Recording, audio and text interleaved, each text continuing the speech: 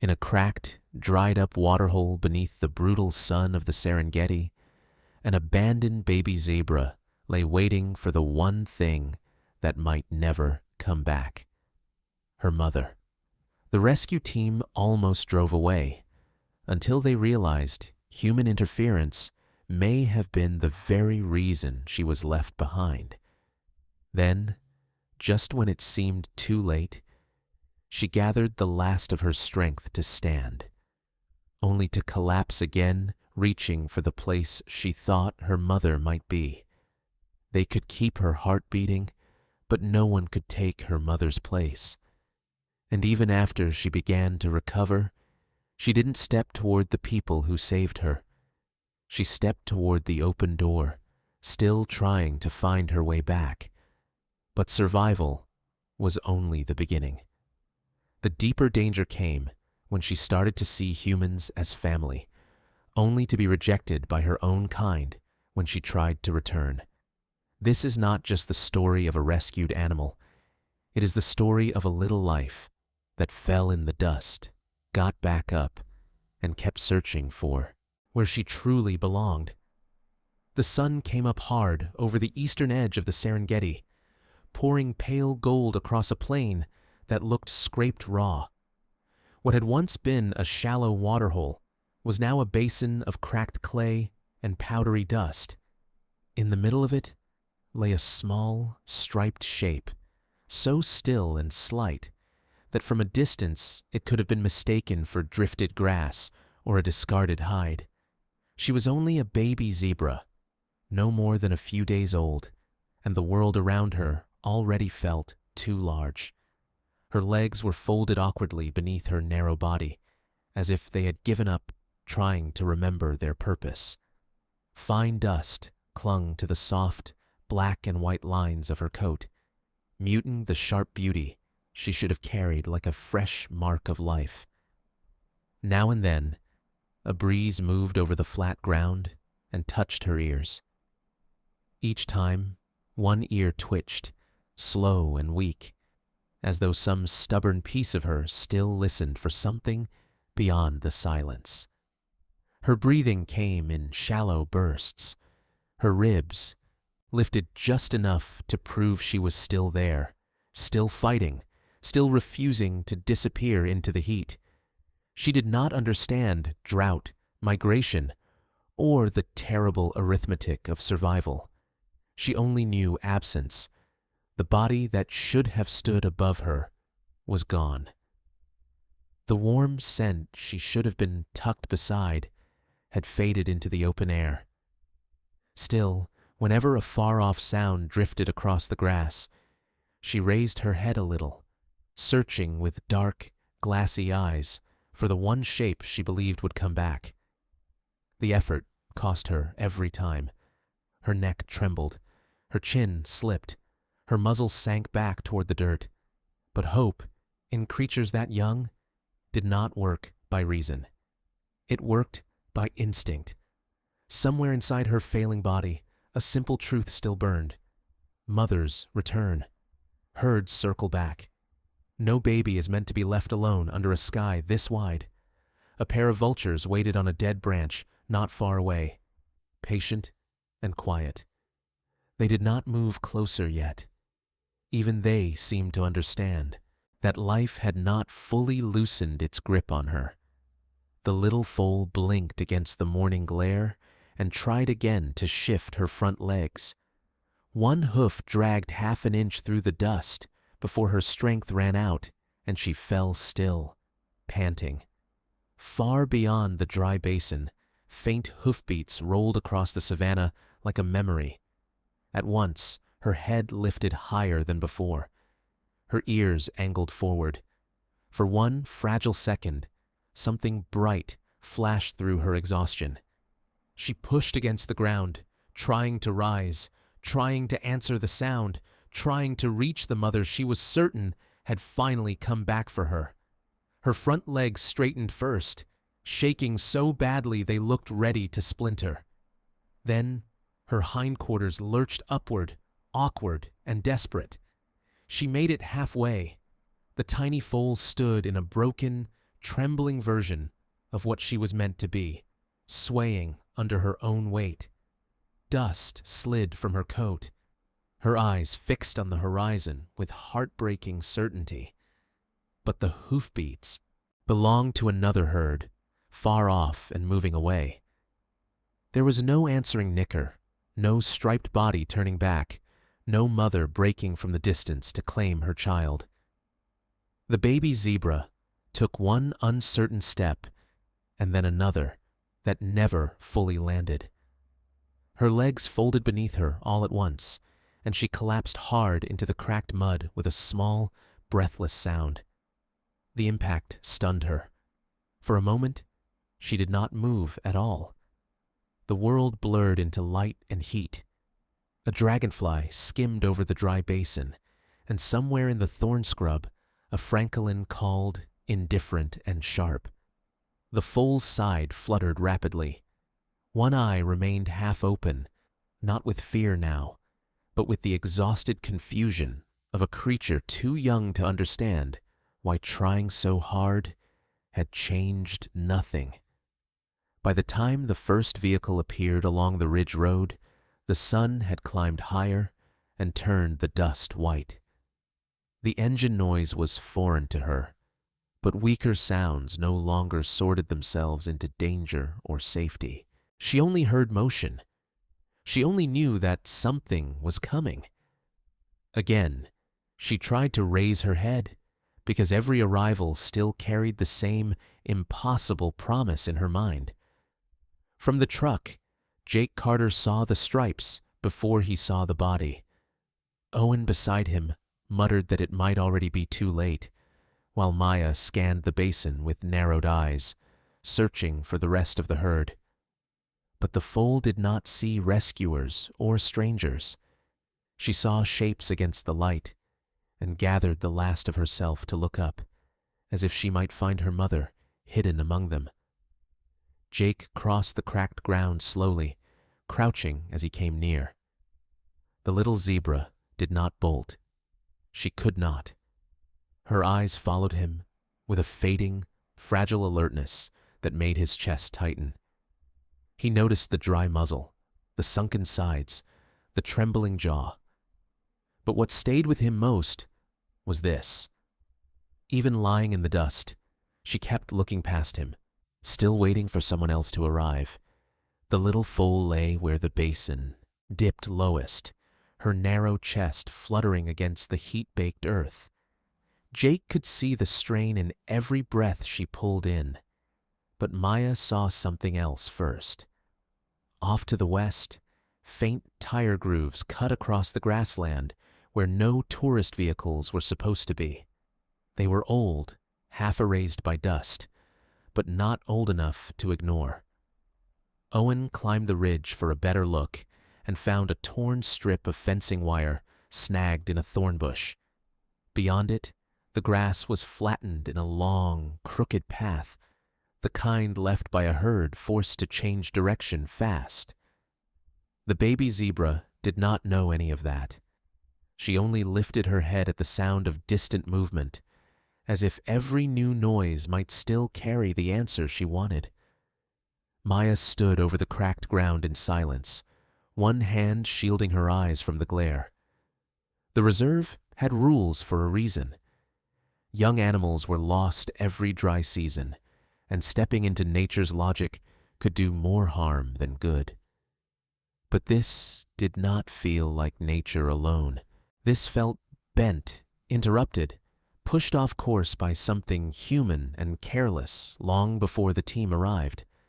Below them, the foal shivered once, though the morning was already warming fast.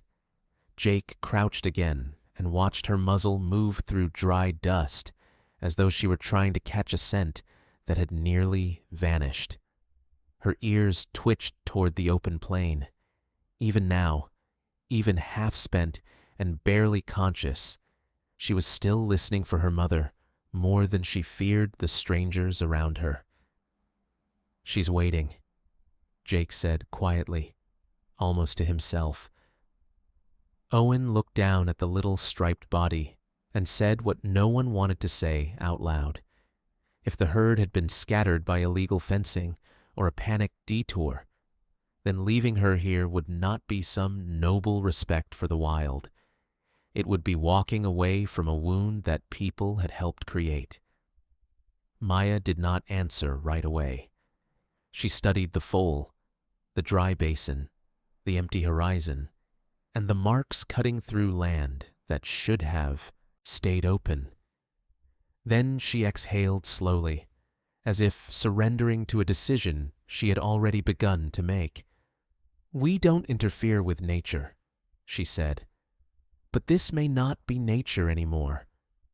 The words settled heavily in the heat between them. The baby zebra tried to move again while they spoke. Her front legs slid forward in a weak scrape, and for a second she lifted her chest from the ground. It looked less like an attempt to escape than an effort to get ready, as though she believed she might still need to stand when her mother finally appeared. The sight tightened something deep in all three of them. Jake opened the medical pouch clipped to his belt and moved a little closer. He kept his posture low, his hands visible, his voice soft, though he knew tone meant little to a foal this young. Her eyes found him, then drifted past him to the far line of grass. That small refusal to focus on the human in front of her felt like its own heartbreak. She was still looking beyond rescue. When Jake touched the side of her neck, the truth became harder than it had looked from a distance. Her skin stayed pinched under his fingers. Her body temperature felt wrong, cooler than it should have been. Under the dust and baby soft coat, she was all fragile edges and fading strength. Yet when he brushed dirt from her cheek, one dark eye sharpened briefly, still fixed on the horizon. A rumble rolled across the plain, then low and sudden. Not thunder. Hooves. A zebra herd, far off but real this time, moving beyond the nearest rise. The foal heard it before any of the humans reacted. Her head snapped up with a burst of raw instinct that seemed impossible in a body so depleted. She gathered her legs beneath her, trembling violently, and for one breathless moment, it seemed hope alone might lift her. She pushed upward with everything she had. Her front legs locked first, stiff and shaking, and her hind legs followed in a broken, desperate effort. She rose higher than before, chest heaving, neck stretched toward the sound. The motion was clumsy and painful, but full of intention. She was not standing for the people near her. She was trying to go after the mother she believed had finally come back. Then her body failed her. The strength vanished almost as soon as it came. Her knees buckled hard, and she crashed sideways into the cracked mud, her head striking the earth with a dull, terrible softness. Dust burst around her in a pale ring. Owen swore under his breath. Jake was already beside her, hand over her ribs, counting the frantic, uneven beats still fighting inside that tiny chest. That was the moment Maya stopped hesitating. She dropped to one knee and looked at the foal's sunken sides, her dry lips, her shaking jaw. Any argument for distance ended there. "We take her now," she said, firm and clear, carefully. The order changed the air around them. What had been observation became urgency. What had been debate became responsibility. Even as Jake slid a folded blanket beneath her, the baby zebra turned her head weakly toward the fading hoofbeats. It was such a small motion that it might have gone unnoticed by anyone not already watching her so closely. But he saw it. Even after the fall, even after the pain, she was still searching. Somewhere inside her, the need to find her mother was stronger than fear, stronger than exhaustion, stronger than collapse. They lifted her gently, inch by inch, trying not to jar her failing body. She did not struggle. She barely had enough strength to breathe. But once she was wrapped and held against the softness of the blanket, her ears moved again toward the open plain. Not the vehicle, not the humans, not the hands trying to save her. As the truck doors shut, she kept facing the only direction that still mattered to her. The drive back to the rescue station was slow, though every second felt urgent. Wrapped in blankets on the padded floor of the truck, the little zebra foal lay on her side, with her legs tucked tight beneath her, as if some part of her still meant to rise again. Each jolt in the road shivered through her small frame, but even in that weakened state, her ears kept turning toward the windows whenever the wind carried sounds from outside. Jake sat beside her the entire way, one hand hovering near her ribs, counting breaths that came too fast and too shallow. Owen drove without wasting words, his eyes fixed on the rutted track ahead. Maya radioed the station, her voice clipped and steady as she warned them to prepare fluids, warming lamps, and emergency milk formula. The foal did not know where she was being taken. She only knew the world was moving, and she was not moving with it.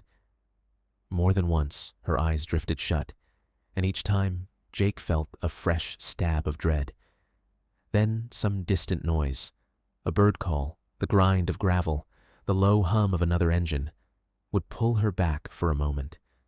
Her lashes would lift, and she would look not at the faces around her, but past them, searching through shadows and light for a body that smelled like safety, milk, and home.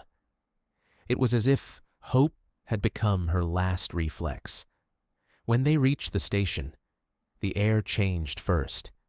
The heat of the open plain gave way to the cooler shade of the treatment barn, where canvas walls softened the glare and the smell of dust mixed with antiseptic, hay, and warm metal. The foal's nostrils fluttered weakly as they carried her in. Strange place, strange hands, strange sounds. Yet even here, laid on a thick bed of towels beneath a heat lamp, she turned her head toward the open doorway. Dr. Lauren Hale arrived at a near run, pulling on gloves before she even reached the table. She had treated orphaned antelope, injured giraffes, and lion cubs caught in snares, but the sight of the tiny zebra made her expression tighten. The foal was younger than she had expected, all coltish limbs and baby-soft stripes under a coat dulled by dust. She was not just dehydrated. She was slipping out of the world, one system at a time. Lauren checked her gums, pressed gentle fingers against her side, listened to her chest, and slid a thermometer into place while Jake steadied the trembling head. The numbers confirmed what her hands had already felt. The foal's temperature was too low. Her circulation was failing. Her body had started shutting down anything it could spare in order to protect what mattered most.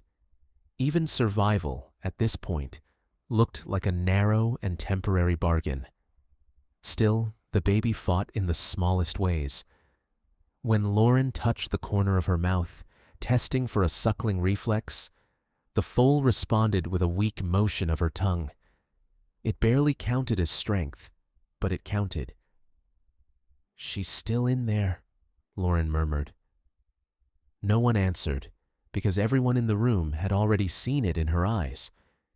Exhausted as she was, she had not let go of whatever she was waiting for. The first needle went into the loose skin above her shoulder, delivering warm fluids under the surface while another line was prepared. The foal flinched, but did not cry out. Her energy was too far gone for panic. A heating blanket was tucked around her body, and Ethan Cole, the night tech who had come in early after Maya's call, adjusted the lamp lower to hold the warmth around her. He moved quietly, as if noise itself might push her closer to the edge. When Lauren mixed the emergency milk replacer, the smell of it filled the small room. Rich, unfamiliar, almost right, but not right enough. Jake dipped a finger and brought it carefully to the foal's lips.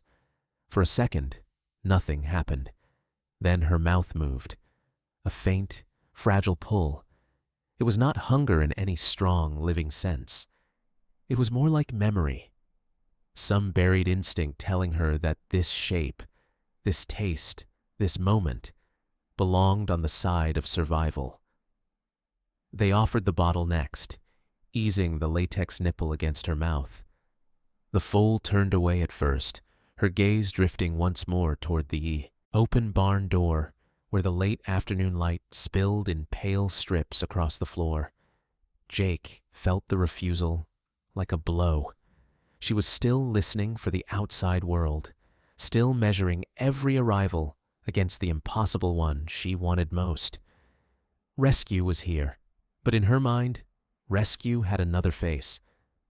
Lauren tried again, patient and unhurried. This time the nipple brushed her lip, and the foal's jaw trembled. Then, weakly, she latched. The first swallow was clumsy. The second nearly spilled back out. But by the third, the room changed. No one said it aloud, yet everyone felt it. She was choosing. Not fully, not safely, not beyond danger, but enough to give them something to work with. Enough to turn despair into a task. The effort exhausted her almost immediately. After only a few mouthfuls, her head sagged, and Jake had to support her chin while Lauren pulled the bottle away. A thin line of milk clung to the corner of her mouth. Ethan wiped it gently with a cloth, and the foal's lashes fluttered. She seemed lighter somehow, not better exactly, but less lost to the silence she had arrived in. The warmth under her body was beginning to reach her. As evening settled outside, the rescue station grew quieter. Owen went back out to report the illegal fence line. Maya spoke with the reserve office about patrol routes and herd movement. Inside the treatment barn, the world narrowed to the little zebra, the soft hum of equipment, and the slow repetition of care. Fluids, warmth, breath, milk, watch, wait, hope. The foal remained at the center of it all, small enough to break your heart just by continuing to breathe. At one point, as Jake sat beside her and the sky turned amber beyond the doorway, the foal stirred and lifted her head a few inches from the towels. Her dark eyes opened wide, fixed not on the bottle, not on the heat lamp, but on the fading strip of evening outside. For one aching second, she looked ready to call out.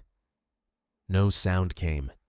Her strength failed before the cry could form, and her head lowered back into Jake's hand. That silence hurt more than any struggle had. It was the silence of a creature too tired to keep asking where her mother had gone. Jake rested his palm lightly against her neck until her breathing eased again. Around them, the barn held its breath with her. They had carried her out of the dust. They had warmed her, fed her, kept her heart moving through another dangerous hour. But nothing they had done had reached the one place inside her still looking for home. Night came down slowly over the station, wrapping the corrals and treatment sheds in deep blue shadow. Under the lamp, the little zebra finally slept, not the calm sleep of safety, but the heavy drop of a body too weak to stay awake. Even then, one ear twitched toward the dark beyond the open door. Ethan noticed it as he stepped in to take the first overnight watch. Somewhere inside that exhausted child, the search was still going on. Night settled over the rescue station in layers, first blue, then gray, then black, so complete it seemed to erase the edges of everything beyond the treatment barn. Under the warming lamp, The little zebra foal slept in uneven stretches, her breath fluttering fast, then slowing, then catching again. Each time she drifted too deeply, Ethan found himself leaning closer, waiting for the next rise of her narrow ribs. He had spent years on overnight watch with injured animals, but this one unsettled him in a different way. Most creatures brought in from the field arrived fighting, thrashing, biting, pushing against pain with whatever fear they still had left. This foal had almost nothing left for fear. What remained in her seemed older than panic and softer than pain. It looked to Ethan too much like waiting. Near midnight, Lauren returned to check her temperature and hydration. The fluids had helped, but only slightly. The danger had not passed. It had merely changed shape. The foal's body was still, cold at the edges, her legs cool beneath the blankets, her mouth dry between feedings. When Lauren tested her reflexes again, there was response, but faint. "She's still fragile," she said quietly. "One bad hour could undo all of this." The foal stirred at the sound of voices. Her lashes lifted, and her gaze moved through the dim barn with a sleepy kind of confusion. For a few seconds, she did not seem to know where she was. Then her ears tipped toward the open side door, where the night wind moved the hanging canvas and carried in the smell of dust, grass, and the wild dark beyond the fences. She turned her head in that direction before she noticed the people.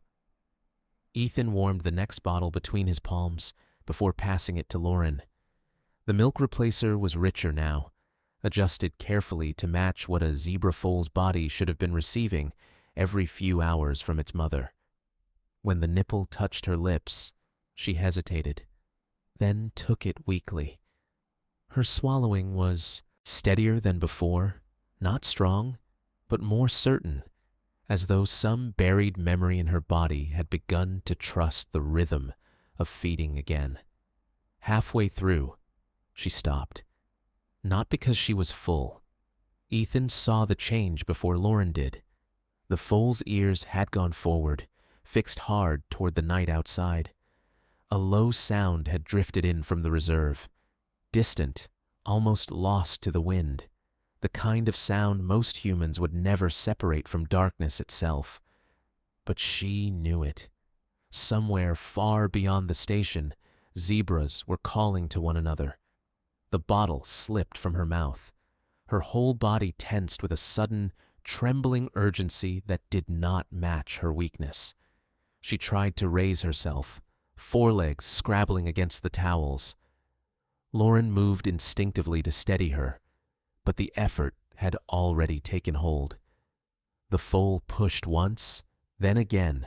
Her neck stretched toward the doorway, her eyes wide and bright with a hope so immediate it made the room feel smaller around her. For one impossible second, she managed to lift her chest. Her front legs locked. Her body shook under its own weight, thin and uncertain, but upright enough to suggest what she had been born to do. She was not trying to escape the barn. She was trying to answer. Somewhere in that call outside, she had heard the shape of her own world, and every instinct inside her had risen to meet it. Then the strength vanished. Her right leg slipped first, folding awkwardly beneath her. The other gave way almost at once. She pitched forward, not violently but helplessly, and Ethan caught her before her chin struck the edge of the feeding mat. The sound she made was small and breathless, more startled than pained, but it cut through the room all the same. Hope had asked too much of a body still learning how to stay alive. Lauren checked her pulse again, while Ethan settled her back into the blankets. It was racing now, faster than before, her breath quick and shallow with exertion. Jake, who had dozed in a chair along the wall, was on his feet in an instant. He crossed the room and dropped to one knee beside her, one hand reaching out and stopping just short of touching her face.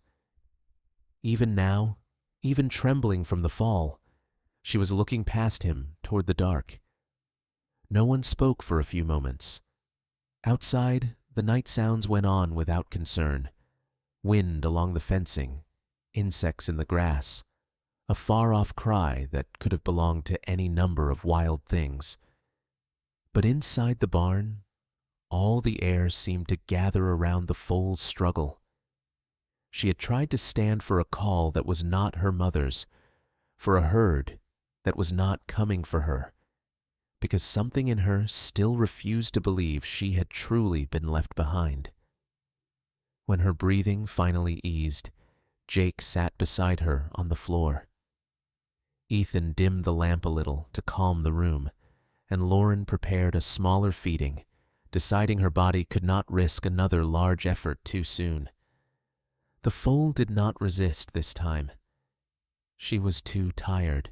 Yet every few moments, one ear still shifted toward the doorway, as though she was listening to a conversation happening just beyond the reach of walls and human hands. Sometime after 2 a.m, rain threatened, but never came. Thunder rolled far off over the plain, and the change in pressure made the canvas walls whisper and tug against their ropes. The foal opened her eyes again at the sound. This time, she did not try to rise.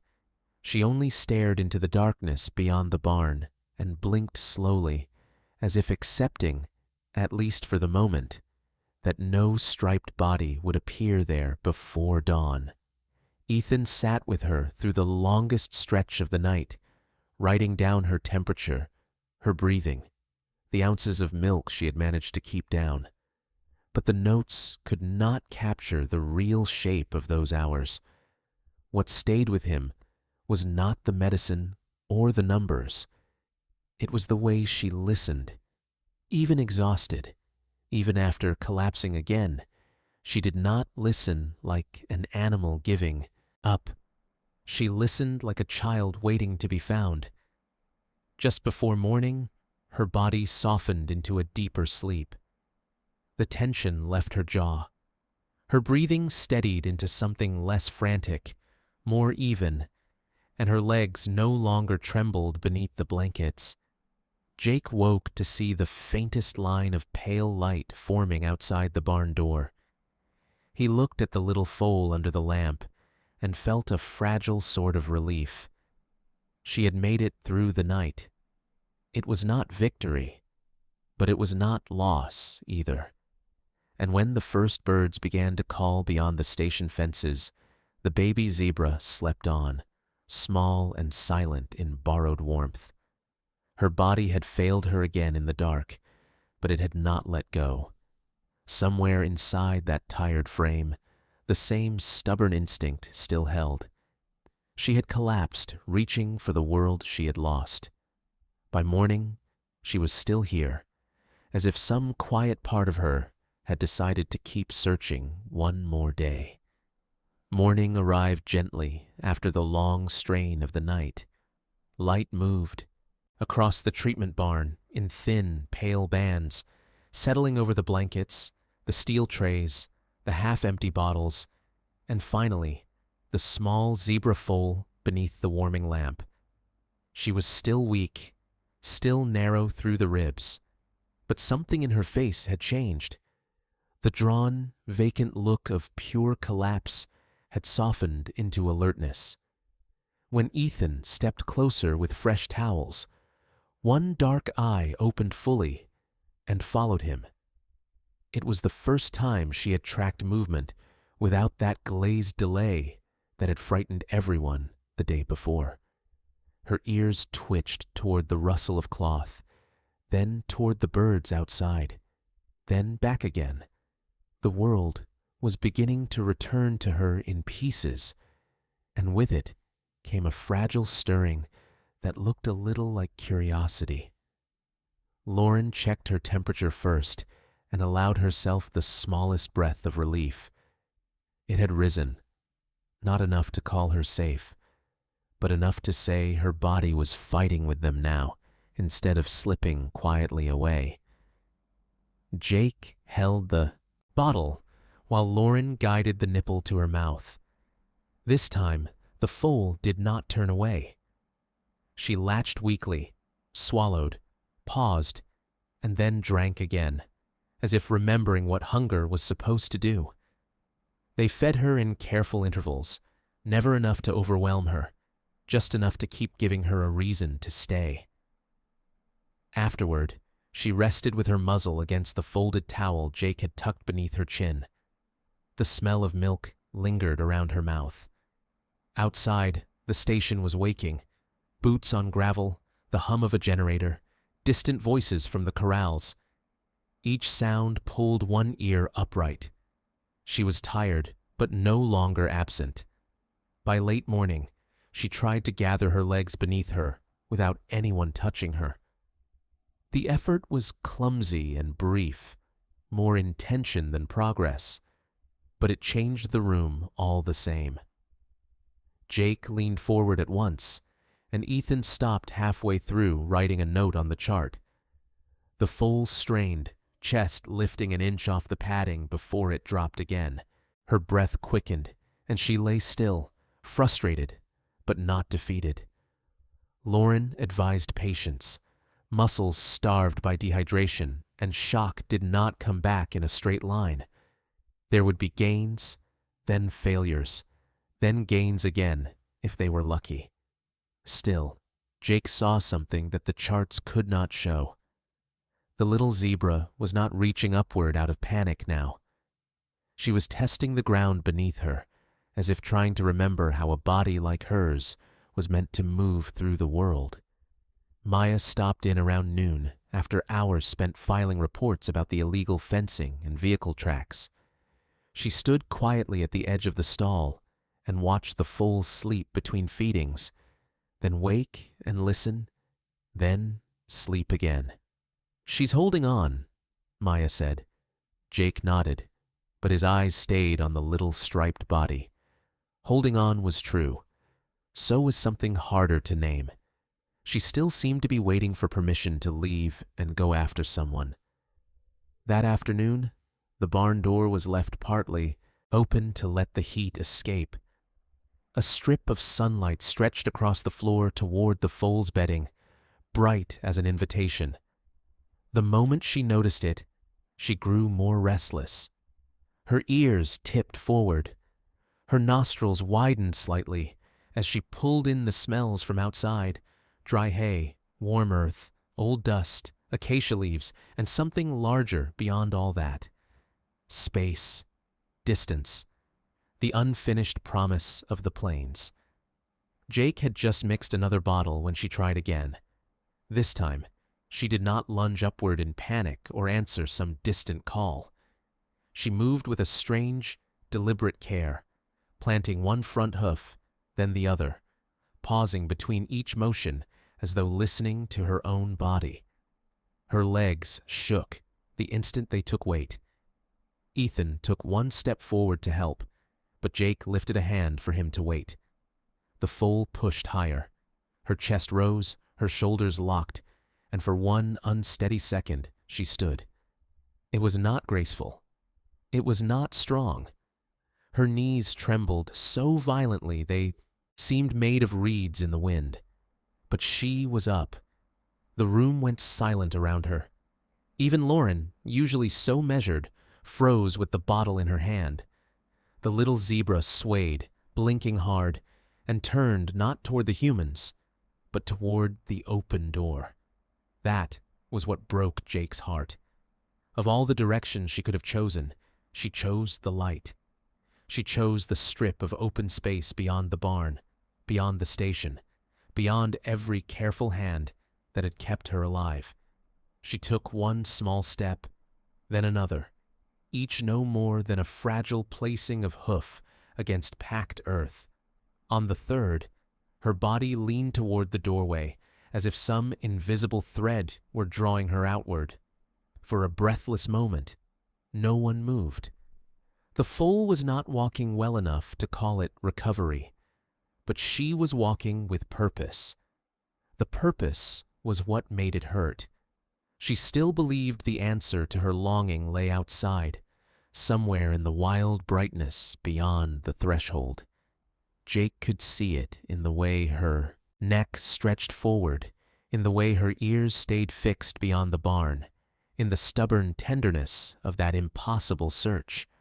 Then the strength left her, not all at once, but in a slow surrender. Her front legs buckled, and Jake caught her before she struck the ground hard. She folded into his arms with a tired, helpless softness that felt younger than ever, more child than animal for a fleeting second.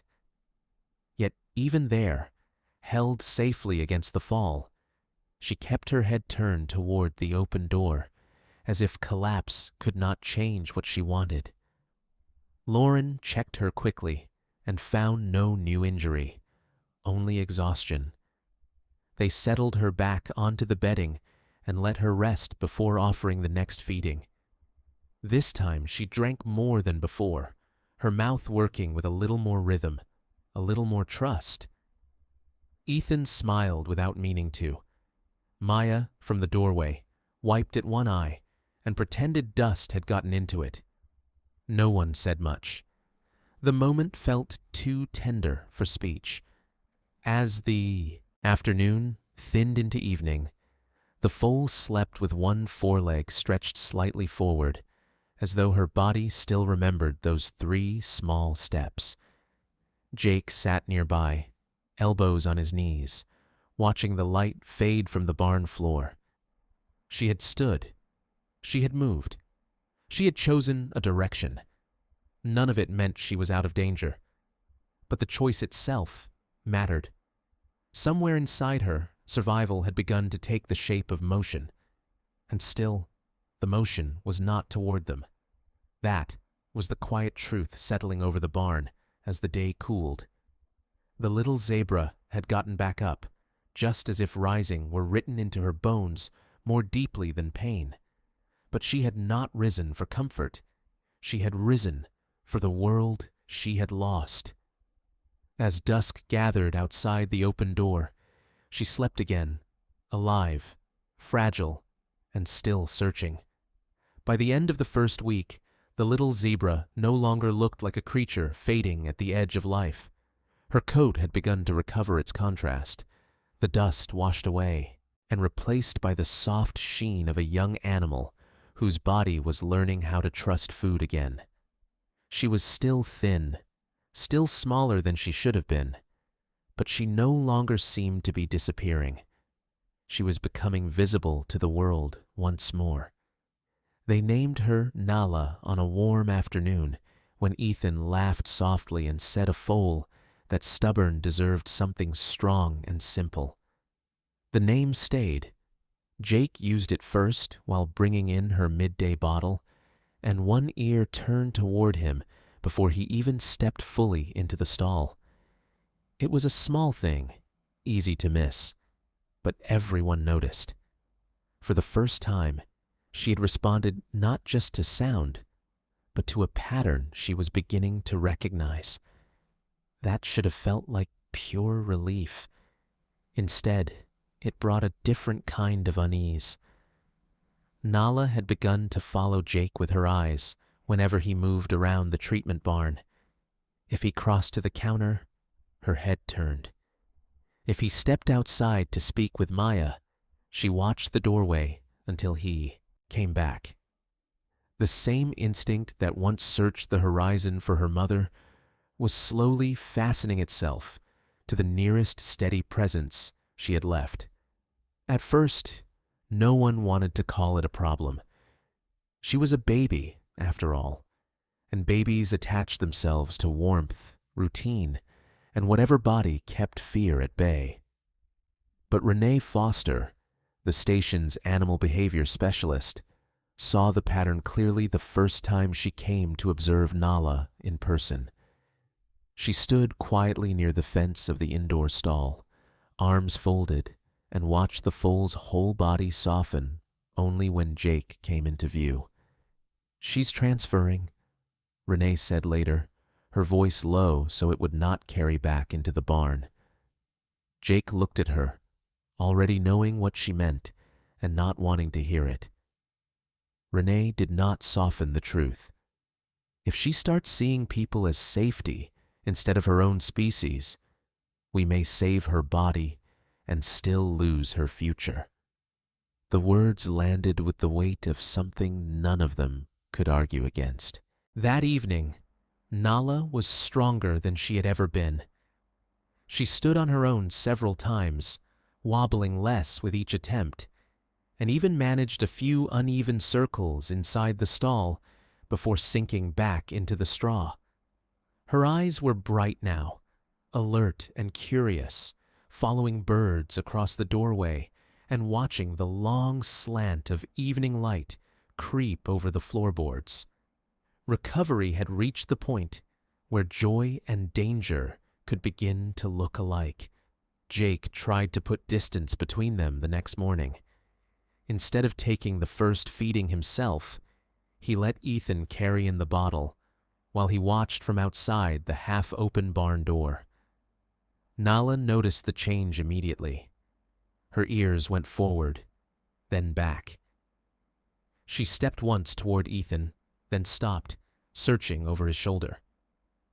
When she spotted Jake in the doorway, a low, uncertain sound slipped from her throat, thin as a thread, but full of need. Ethan knelt and offered the bottle. For several seconds, Nala refused it. Not because she did not want the milk, but because her attention had locked on the shape beyond the doorway. Jake stood still, every instinct telling him to step inside and reassure her. Renee, beside him, barely moved. "Let her work through it," she murmured. "If you answer every call, you become the herd." Jake stayed where he was, and it felt crueler than he expected. Nala finally drank, though without her usual focus. She kept pausing mid-swallow, glancing toward the door, as though making sure he had not vanished entirely. The sight unsettled everyone more than her earlier weakness had. A dying animal could be treated with medicine and warmth. But this slow bending of identity, this quiet misplacing of trust, was harder to fix. It had no bandage, no drip line, no quick intervention that could set it right. Later that afternoon, a summer storm rolled suddenly over the plains. Wind hit the station first, rattling the corrugated roofing and slamming loose shutters against the outer wall. Then thunder cracked close overhead, violent enough to shake the barn. Nala startled so hard she nearly lost her footing. Ethan reached for the latch on the stall gate, but before he could open it, the lights flickered once, twice, and went out. Darkness rushed in all at once, broken only by the pale strip of stormlight at the door. The backup system was supposed to kick in within seconds, but those seconds stretched. In the black, Nala panicked. She spun toward the place where Jake usually stood, calling out with a sharp, frightened cry that no one in the barn had heard from her before. She lunged blindly toward the gate, slipped, and struck her front leg against the metal bar with a hollow clang. By the time the emergency lights came on, Jake was already inside the stall. Nala was trembling so violently, her whole body shook. A thin line of blood marked the front of her right leg, where the skin had split against the latch. It was not a deep wound, but the injury was beside the point. The point was what she had done in the dark. She had not frozen like a wild foal might. She had thrown herself toward the human she trusted most. Lauren cleaned and wrapped the leg, while Nala leaned against the side panel, breathing hard. Jake crouched just outside her reach this time, forcing himself not to touch her unless absolutely necessary. Even in pain, she kept her eyes on him. Not the door, not the weather, not the sounds of the reserve beyond the barn. Him. The storm passed quickly, but the silence afterward felt heavier than the thunder had. Everyone in that room understood what the panic had revealed. That night, Renee laid out the next steps with careful clarity. Human contact had to be reduced. Feedings would rotate. Jake would stop being the first and last face Nala saw each day. They would begin scent conditioning, environmental changes, and controlled distance before her bond set any deeper. It was the right plan, the only responsible one. Yet, as Jake listened, all he could think about was the way she had cried into the dark and gone looking for him. Nala slept restlessly after the storm, one bandaged leg tucked close beneath her. Each time a gust of wind brushed the walls, her ears twitched. But she no longer called out. The worst of the fear had burned through her and left only a tired, searching quiet behind. In the dim barn light, she looked younger again, less like a recovering wild thing, and more like an orphan who had almost convinced herself she had found someone she could not afford to lose. Near midnight, Jake stood outside the stall and watched her from a distance. She was alive because they had stepped in. She was healing because they had stayed. And now, to finish saving her, they would have to teach her to need them less. It felt like a betrayal disguised as care. But somewhere beyond the fences, in the life she was meant to return to, no human hand would answer when the dark came down and the world grew loud. By morning, the storm had washed the air clean, leaving the reserve sharp and bright under a pale sky. Nala rose carefully on her bandaged leg and stood longer than she had the day before. She was stronger, yes, but the truth beneath that strength was harder now, more complicated. She had survived collapse, dehydration, and loneliness. The next danger was quieter. It was the danger of loving the wrong shelter and mistaking rescue for home. The days after the storm were gentler on the land, but not on Nala. The air smelled cleaner, the sky seemed wider, and the acacia shadows stretched soft and long across the reserve. Yet inside the treatment enclosure, a new kind of struggle had begun. No one was fighting to keep her alive now. They were fighting something harder to see. They were trying to guide her back toward a life that did not include them. Jake kept his distance the way Renee had asked, though every part of him resisted it. He no longer brought the first bottle in the morning. He no longer knelt beside her at every feeding or answered every restless turn of her head. Ethan and Lauren rotated through the routine instead, moving carefully, speaking little, letting Nala learn that comfort could not belong to one human shape alone. She noticed the change immediately. On the first morning without Jake, Nala stood near the stall gate long before sunrise, listening for footsteps that never came. When Ethan entered with the bottle, she accepted it, but only after scanning the doorway behind him. Her ears stayed fixed there even while she drank. It was not defiance, it was disappointment, and somehow that looked sadder. She was beginning to understand absence again, and this time it was happening inside the place that had saved her. Renee started the next phase that afternoon.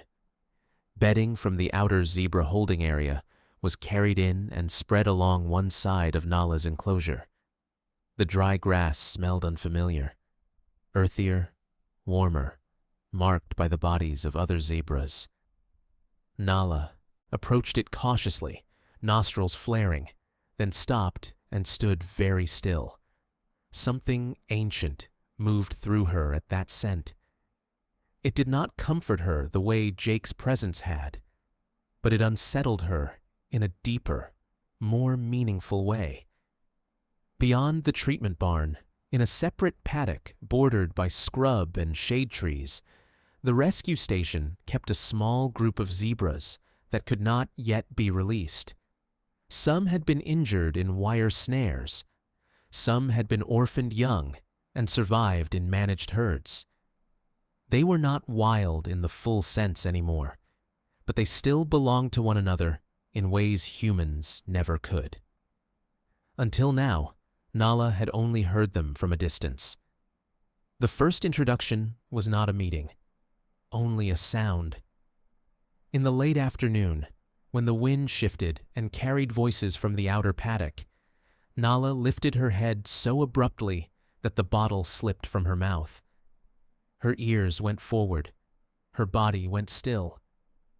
Then she gave a soft, uncertain answer, so faint it barely seemed real. The sound startled even her. She looked around as if unsure where it had come from, then listened again with her whole body. Over the next 2 days, the station changed its rhythm around her. Her stall door remained open to a narrow run enclosed by fencing, and from there she could see farther than before, past the treatment barn, past the feed shed, all the way to a corner of the zebra paddock where striped bodies moved in and out of shade. The first time she saw them clearly, she froze. Every line in her body pulled forward at once, as if memory had suddenly taken shape. She stepped out slowly, one hoof at a time, bandaged leg now nearly healed, her growing strength obvious in the steadiness of her balance. The zebras in the farther enclosure barely looked at her at first. A few grazed. One flicked its tail. Another raised its head, stared, then went back to feeding. Nala stood at the fence for a long time under the sun, not distressed, not calling, just watching, with an intensity that made the rest of the station fall away. Jake saw the change before anyone named it. When she was near the zebra paddock, she no longer checked constantly for him. Her attention narrowed to the herd. She watched how they shifted together, how one lifted its head and another followed, how they turned as a group even in rest. Something in her seemed to lean toward that order. It was not recognition exactly, not yet. It was hunger of another kind, the hunger to belong to what made sense. Then came the setback. On the third day of visual contact, one of the larger mares approached the shared fence line while Nala stood there waiting. For one shining instant, it looked like curiosity. Nala took a hopeful step closer, neck stretched, ears high. The mare pinned her ears back at once, snorted sharply, and lunged at the fence with such force that Nala jumped backward, stumbling hard into the dust. The rejection was swift, clear, and merciless. She did not cry out. That made it worse. She only stood there, startled and rigid, staring through the fence as the mare wheeled away and trotted back toward the others. Nala remained in place long after the danger had passed, her breath shallow, her body too still. When Jake moved instinctively toward her, Renee caught his arm and shook her head. "Let her stay with it," she whispered. "She has to learn their language, even this part." That evening, Nala did not rush to the bottle. She drank, but without appetite, pausing often to look toward the zebra paddock beyond the dimming light. When night settled over the station, she stood at the far end of her run, instead of curling into the straw near the barn wall. Ethan watched from a distance as she faced the dark outline of the herd enclosure, ears tipped forward, posture quiet and wounded. She looked less like an animal in care than a child shut outside a house. The next morning, she returned to the fence on her own.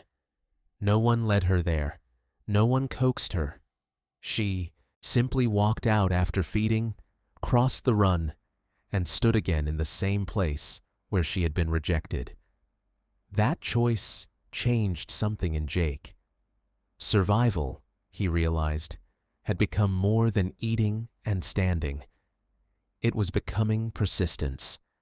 She was not only recovering from collapse now, she was learning how to keep reaching after being turned away. Near midday, another zebra approached the far side of the paddock, older, heavier through the shoulders, her movements calmer than the others. She did not rush the fence. She did not flatten her ears. She only stopped a short distance away and watched. Nala held perfectly still. The mare took one step closer, lowered her head slightly, and breathed in through flared nostrils. Then, just as quietly, she stayed. She did not turn away. Renee glanced at the tag notes on the paddock rail and spoke the mare's name under her breath. Ruby. She had been at the station longer than most of the others, brought in years ago after surviving a wire snare near a migration corridor. She was wary, self-contained, and usually uninterested in newcomers. Yet something about Nala kept her there. For nearly a full minute, the two zebras faced each other across the fence, saying nothing humans could hear. Nala took a single step forward, slow enough to stop at any second if the older mare objected. Ruby did not pin her ears. She did not lunge. She only stretched her neck a little farther and let the distance between them narrow to the width of wire and air. Jake, standing back beneath the shade of the barn roof, felt his breath catch. After all the medicine, all the nights, all the careful distance, this was the first thing that looked like an answer only another zebra could give. When Ruby finally moved away, it was without aggression, without dismissal, almost with thoughtfulness. Nala stayed by the fence long after she was gone, but the stillness in her now had changed. It no longer looked like the emptiness of waiting for someone who would never return. It looked quieter than that, and stronger, like the beginning of understanding. As evening spread over the reserve, she lowered herself into the straw at last, tired but less alone than she had been the night before.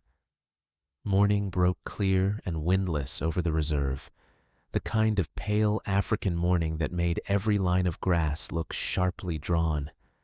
Nala was already standing at the fence when the first light reached the zebra paddock. She had not waited for a bottle, not that day. Her ears were forward, her body still, her whole attention fixed on the far side where Ruby usually emerged with the others. When Ruby finally appeared, she did not come alone. Two younger zebras drifted behind her, watchful but less tense than they had been in earlier days.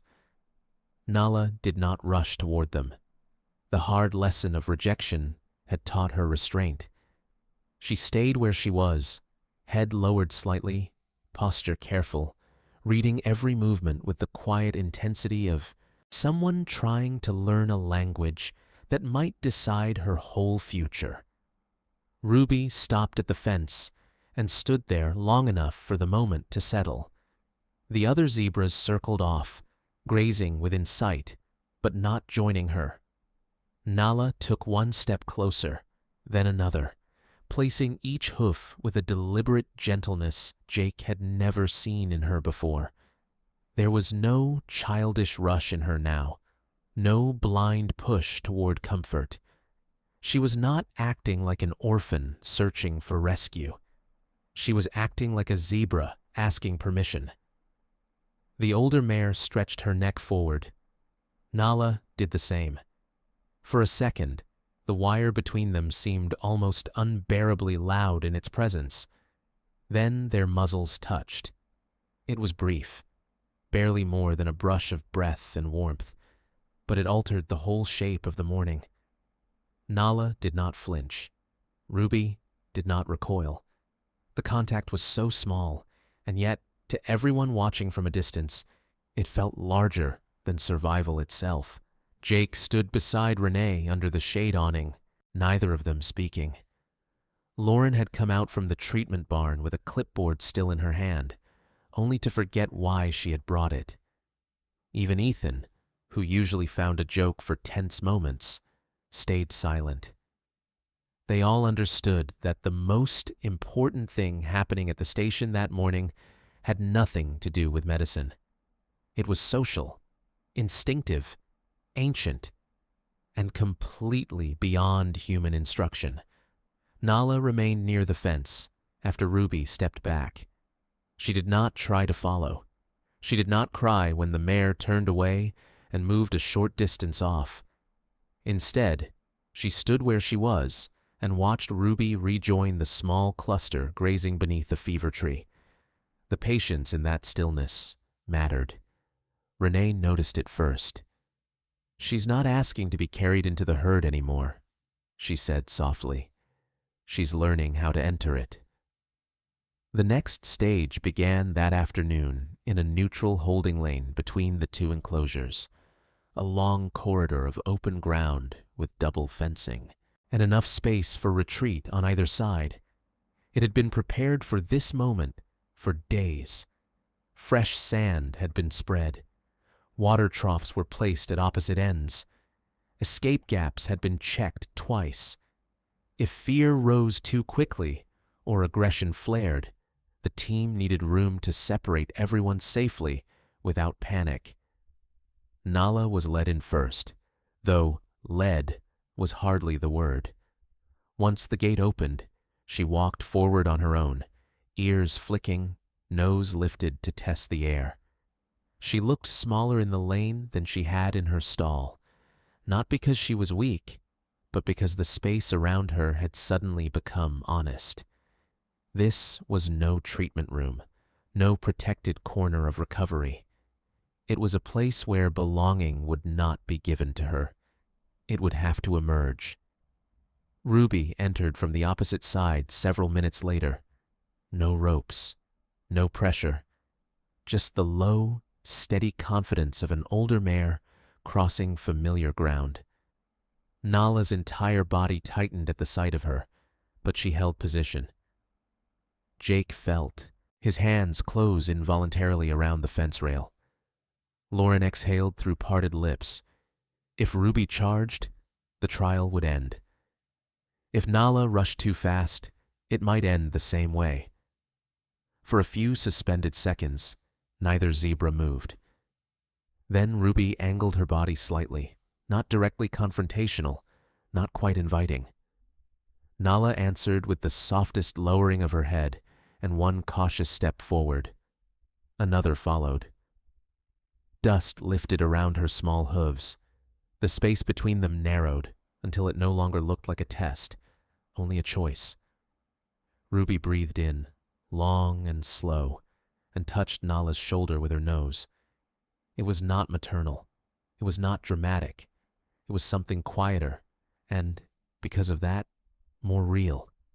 Acceptance without promise. Nala seemed to tremble from the inside. She stayed absolutely still, as though afraid any sudden movement might shatter what had just been offered. Ruby moved around her once in a loose half-circle, reading her scent, reading her posture, deciding things no human there could fully understand. Then, without warning, the older mare lowered her head and nudged lightly at the base of Nala's neck. A grooming invitation. Small, unmistakable. Jake looked away for a moment after that, not because he did not want to see it, but because he did. He had been there when Nala lay collapsed in the dust, when she could barely lift her head, when she looked through every human face for the mother who never returned. Now, another zebra stood close enough to touch her without fear. It did not erase what had been lost, but it reached into that loss and changed its shape. The trial lasted less than 5 minutes. Renee ended it before the tension could rise too high, while the moment was still clean and successful. Ruby was guided back first, calm and unhurried. Nala remained in the lane a few seconds longer, staring after her, ears tipped forward. For the first time since arriving at the station, she did not turn immediately toward Jake when the other zebra disappeared. She kept looking in the direction her own kind had gone. That evening, Nala ate better than she had in days. She drank steadily, then wandered to the far edge of her run and stood there watching the zebra paddock under the amber wash of sunset. Ruby grazed in the distance with the others, not beside her, not yet part of her daily world. But the line between outside and belonging no longer felt absolute. It had been crossed once. That was enough to make tomorrow feel possible. After dark, the reserve filled with its usual layered sounds, wind in the thorn trees, insects in the dry grass, an occasional call drifting from somewhere deep beyond the fence lines. Nala heard them all. But when a human shadow passed the barn doorway, she did not startle and search for comfort the way she once had. She lifted her head, noticed, and let it go. Her attention returned to the night beyond, where zebra voices sometimes moved like low music through the dark. Jake stood outside her run before turning in, watching her silhouette in the moonlight. She looked taller now, steadier, less like a patient, and more like a young animal with decisions beginning to form inside her. He understood, with a pang both proud and painful, that this was the work succeeding.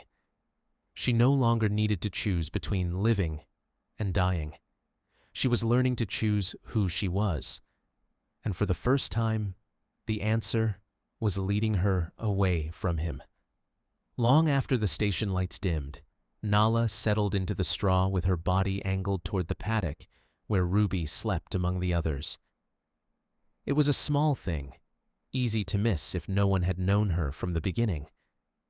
But everything about her journey had been built from small things: a twitch of an ear, a swallow of milk, 3 steps toward a door, 1 touch through a fence. Tonight, another small thing joined them. She was no longer searching the dark for her mother. She was listening for her herd. If Nala's story touched your heart, comment 1 below. If you believe every lost animal deserves a second chance, comment 0. And if you've ever had to let go of something you loved so it could find where it truly belonged, leave a heart in the comments. Don't forget to subscribe and turn on notifications, because there are more powerful, emotional animal stories coming next, and you won't want to miss the one waiting for you in the next video.